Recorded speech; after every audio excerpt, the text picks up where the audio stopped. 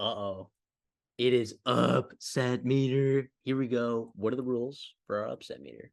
So basically what's going to happen is we picked 4 teams that are 10-point or more favorites. And we think that maybe we should be watching these games a little bit closer. You think you could take a week off? No, especially not rivalry week. Something always happens. It's rivals for a reason, right? Like anything can happen in these football games. That's why we play them on the field. And we're going to go through it and let you know how we're feeling about them, how we feel about these games, how nervous we are for you guys. Now, the preface. These aren't necessarily the 4 teams we think are most likely to lose, right? We put them on upset meter, right? Because there is a chance that they can lose. But there are also some games on here that we maybe didn't have a chance to preview that we would actually like a chance to talk about. And have big time implications for and have big college time football and in their respective conference races. Exactly. As you can see, these 4 specifically, because this is the last week of football, all of these have conference championship implications. Every single one of these games. So, and the first one we'll talk about is Washington. Oh yeah, that's right. It's the Apple Cup. The line is 16.5. The reason why this is scary is because Cam Ward can sling the ball around the yard a little bit. That's it. Period. That's all you have to say. And Washington State's getting a little bit healthy. I think they did tease you a little bit with what happened last week against Colorado. Obviously, everyone, if you're watching on that Friday night, like they beat the crap out of Colorado, and it was not pretty at all. Cam Ward did his thing. The defense did their thing. But we've seen it before. Washington State played some good teams tight and beaten some good teams as well, right? Yeah. And now, granted, this is in Seattle. This is not Pullman, which is a big deal. Huge deal. The Huskies are going to get up for that game. Fans, even though Washington State, this is a 16.5 point line. This is for like Washington wins. Well, they're already in the Pac-12 championship, but they're looking for a playoff spot. These fans are going to be there because they know that they need it. There's urgency in this game. There's urgency in this game. So there's a chance that Washington gets it done and possibly boat races Washington State. But there's also a chance. I mean, the Cougs are fighting for a bowl game. And they would love nothing more than while their big brother, right? I say that as a Washington State diehard Jake Dicker fanboy. But yeah, I think Washington diehard. I've been watching them pretty close this year. But I would love nothing more than spoil Washington's playoff chances in the Pac-12. Like after everything that's happened this whole offseason, I'm sure Washington State would do it with a grin, gladly going into Husky Stadium and getting a win and shocking their rival Washington. But I do think, like you mentioned it, Washington, like this game can be close. They tend to kind of play with their food, right? Especially on that back half of their schedule ever since Oregon or even Arizona. Like they have been playing in a bunch of close games. And now credit to them for winning all those games and finding ways to execute down the stretch. But like that can't happen forever. Like eventually, like some teams you get caught up. And when you have a quarterback as dynamic as Cam Ward and you have to get off the field, like you might have the right blitz package, right cover package, and get to him, and he just shrugs you off and then scores a 60-yard touchdown. And then boom, dream's over. Like that's the kind of thing that Cam Ward can do, and that's what scares you, keeps you up at night if you are Washington and Kalen DeBoer. Yeah, so for me, this is solidly though in a mild play because the line tells you, right? It's over 2 touchdowns. This is a pretty mild play because I think Washington knows what they're playing for. But the reason they're on this is because Washington State also still has something to play for. Yeah. And it's rivalry. It's the Apple freaking Cup. Yeah, how could you? You don't need anything to play for other than that. Just leave it at that. But like you mentioned, Washington at home, determined group of seniors. It's not about covering. It's about getting a win. And I think they can do that. Yeah, absolutely. So throw them in mild. Arizona. They play Arizona State. That line is at 10.5. You know what that feels like? That feels very short. It's like such a trap. It feels like, it's such a trap game. And, I got caught when I took Arizona against Colorado. That's how I felt. Trapped, betrayed. Arizona still wins this game, though, because like they need to win this game because they could still make it to the Pac-12 championship. If Oregon State wins and they beat Oregon. Yep. Well, they're going to know what they're playing for on Saturday. Right. If Oregon goes in, or if Oregon State goes into Oregon, Eugene, Oregon, and gets a win there, Arizona is at a win and you are in. It might be. It's as simple as that. If Oregon State beats Oregon Friday night, it might be Arizona -10, -10.5. Might be an ad to Dawson's Diner. It might be a late ad. I will say after a frustrating, like we are huge Arizona, like we believe that they're wagons, right? They have been really good all year, covering machines, outdoing expectation. Judfish has that program going really, really well. The thing with Arizona State and Kenny Dillingham is after a brutal out of conference, they've been competitive, more competitive than I was expecting them to be. I was expecting them to just, not give up, but they had a brutal schedule, right, in conference. And I was really expecting them to just fall over. Right, we've got injuries on the O line. We don't have enough healthy people to actually practice. Like, this has been a disaster, as bad as you can ask for. Year one in Kenny Dillingham, but they've just shown up, competed in just about every one of their games, and I have no doubt they're going to do that as well. The thing is like the talent gap here is significant, right? I think Arizona, right? They both had similar win-loss totals at the beginning of the year. Like Arizona, this team is talented. This team's good, well coached, and hungry. Yeah, and I do think the injuries for Arizona State that still linger, that is a big deal. So for me, Arizona, this is a mild play, but this is like a mild on the upset meter. And if you're listening on Spotify, right, our ratings are go cold, mild, sweating, steaming, piping. Cold meaning right, least likely to upset.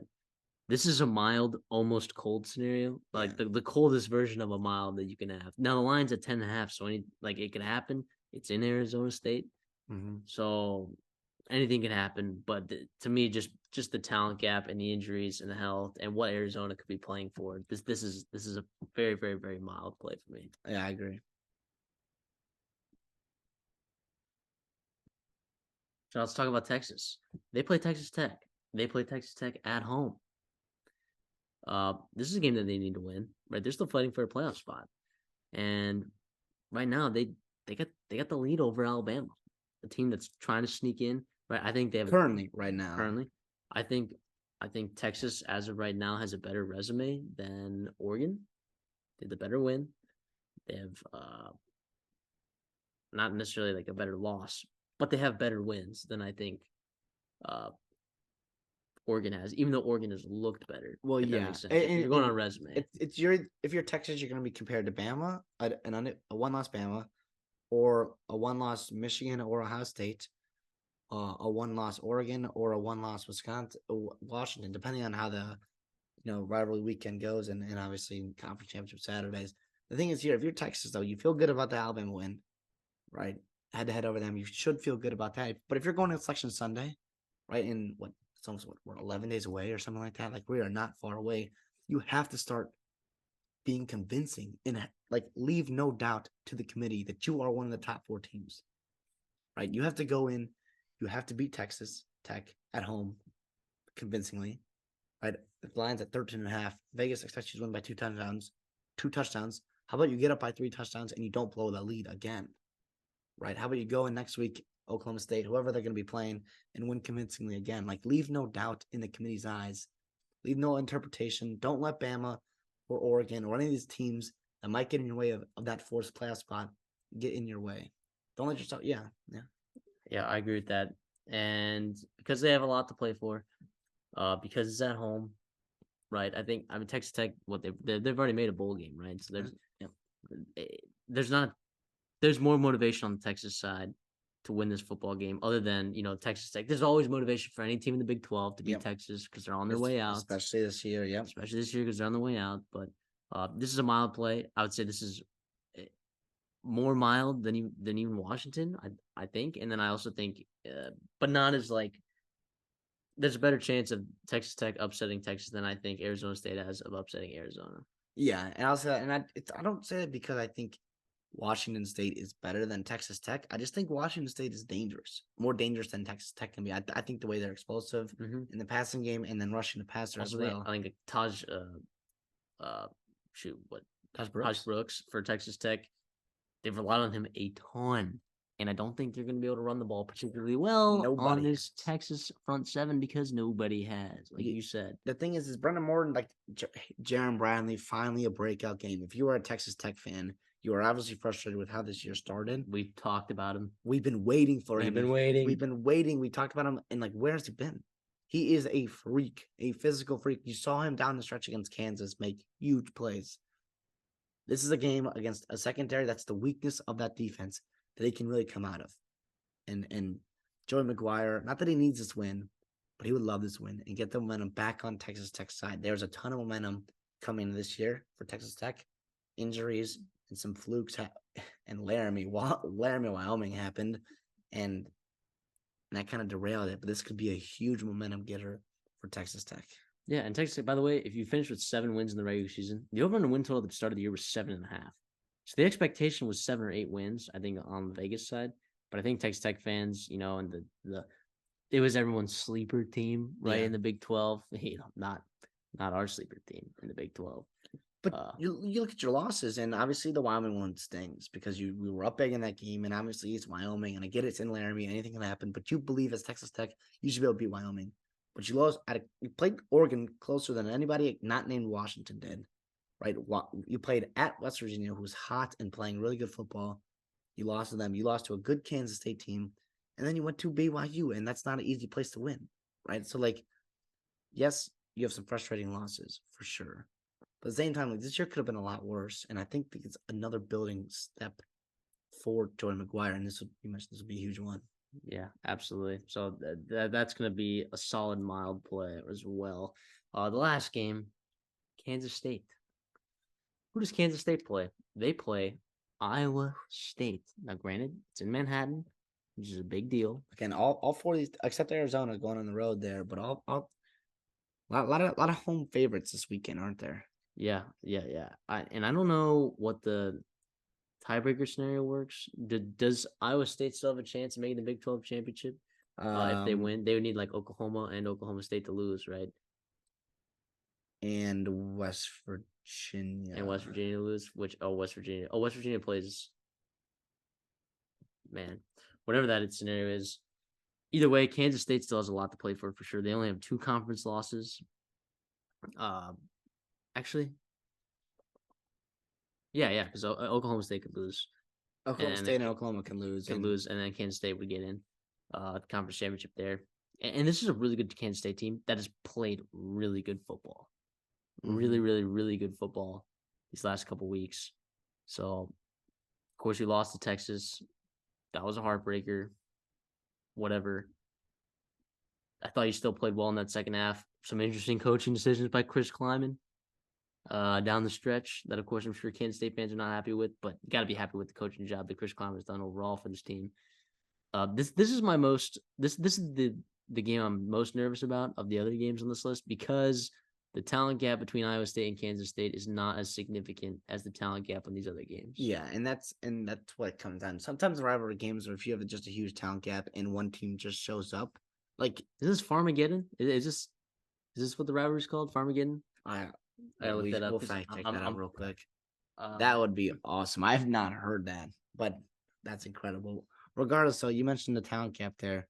Yeah, Iowa State's a good football team. Right, they haven't beat anybody big, but doesn't mean they can't. And obviously, Kansas State. Yeah, this is Farmageddon, baby. This is Farmageddon, and that's why there's a chance for Iowa State to win this ball game. I think the line's only at 10. By the way, when you guys are watching this video, that line may have even dropped even more below 10. Yeah. But we're counting it because, come on, we're recording this. It's at 10 right now. And we don't care if you think that we shouldn't count it because we're going to. Yeah, Kansas State, though, they have 3 one-possession losses against, right, the 2 favorites in the Big 10 and Missouri. Or I'm sorry, the 2 favorites in the Big 12 and Missouri, who's on the road in Missouri, who's turned out to be a really good loss compared to what we thought they were coming into the season. But yeah, this Will Howard seems to have taken back over control, but we've seen him struggle at spots, and we've seen them start slow in some of these big games. Missouri, right? Oklahoma State jumped on him.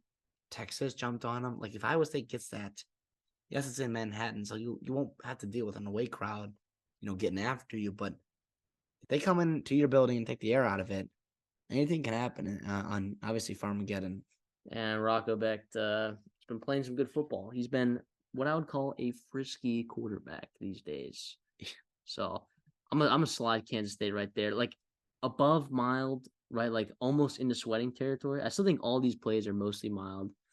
Arizona might be almost colder than it is mild, and Kansas State might be more sweating than it is mild. But these are all pretty mild plays, I'd say. But it's rivalry week, so none of these teams could lose, or all of these teams could lose. Well, yeah, and which would be chaos. That would be chaos. The reason why this college football playoff hunt has been so interesting in November. Now it always is, obviously, but like because you have like 8 teams at the top that are just refusing to lose, right? Like team games they shouldn't lose. Typically that happens where like right, like you have teams that just don't show up or like stuff happens, chaos ensues, and like we haven't had that. And I don't know if we're waiting or if it's never gonna happen. Like the chance of that happening, I think are pretty slim. I think college football always gives us some kind of drama at the end of the season, especially in November.